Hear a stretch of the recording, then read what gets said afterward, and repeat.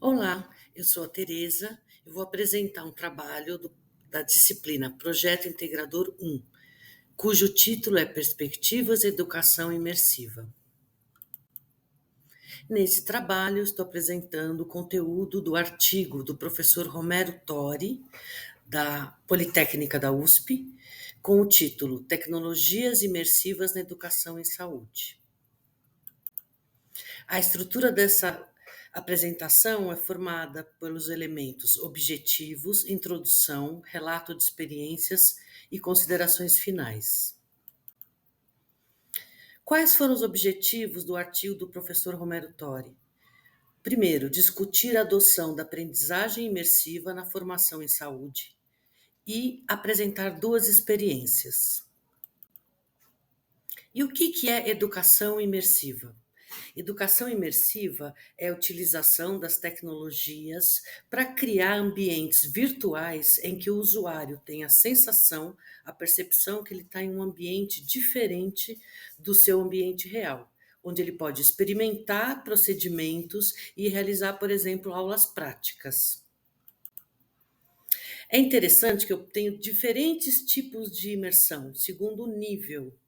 E aí eu vou citar, o professor Romero Tori cita a definição do Milgram e colaboradores, em que eu tenho desde o ambiente real, que é a sala de aula presencial, até o máximo de imersão é o ambiente virtual.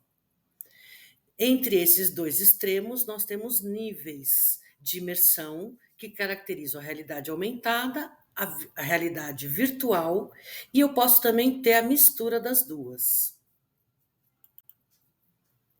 Bom, o que é a realidade aumentada? A realidade aumentada é quando eu tenho uma imersão parcial. Vejam esse exemplo. Aqui o senhor está observando, através da tecnologia, o ambiente onde ele está. A sala, ele pode ver o sofá, o tapete, e através da tecnologia ele consegue desenhar uma mesa que não existe. Então, ele está interagindo com um objeto que não existe, né, introduzido nessa imersão, mas o cenário ainda é o próprio dele. Aí o outro extremo, a realidade virtual, é quando eu tenho a imersão total em outra realidade. Nesse caso, o usuário ele consegue ter sensações de que está em outro ambiente, né? Ele consegue interagir com objetos, observar, pode ouvir sons, tudo controlado para ele viver uma experiência. É interessante, então, a gente pensar que a educação imersiva, ela tem algumas características que motivam a participação dos alunos. Por isso que é tão interessante começar a pensar nela nesse atual momento.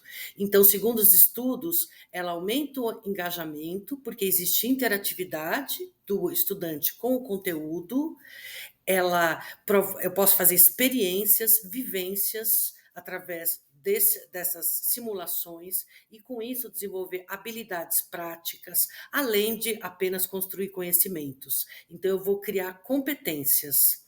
Uma delas é a autonomia na aprendizagem, porque o aluno vai viver uma experiência e vai fazer descobertas, né? A aprendizagem ativa. Bom, quais são os relatos de experiência que o professor Romero Tori apresenta para nós no artigo? Primeiro, Viva Odonto. Esse projeto foi realizado no laboratório da Politécnica da Universidade de São Paulo, em que eles criaram um simulador de realidade virtual para simular um consultório odontológico, onde os alunos faziam uma aula prática de anestesia odontológica. Qual que é a vantagem? O aluno consegue realizar, né, experimentar esse procedimento de uma maneira muito próxima à realidade, porque as imagens são em 3D e eu não coloco em risco nenhum paciente, né? Nenhum modelo animal é necessário, como acontece nas aulas práticas tradicionais. Então, o aluno aprende num ambiente controlado e seguro. Ele tem o feedback da sua aprendizagem, né? Ele pode depois, inclusive, ver a gravação, assistir a gravação e discutir com o professor os procedimentos, como é que foram realizados.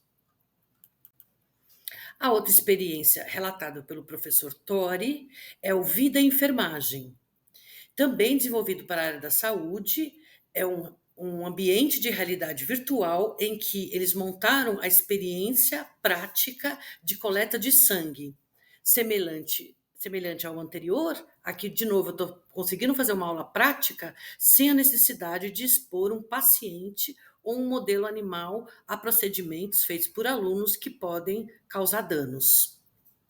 Então, o aluno aprende de uma maneira segura. Então, pelo menos para iniciar essa parte, né, para depois passar para o contato com o paciente, é interessante essas simulações. Bom, e quais são as considerações finais do professor Romero Tori? Segundo o professor, o futuro da educação em geral e educação em saúde em particular passa pela imersão.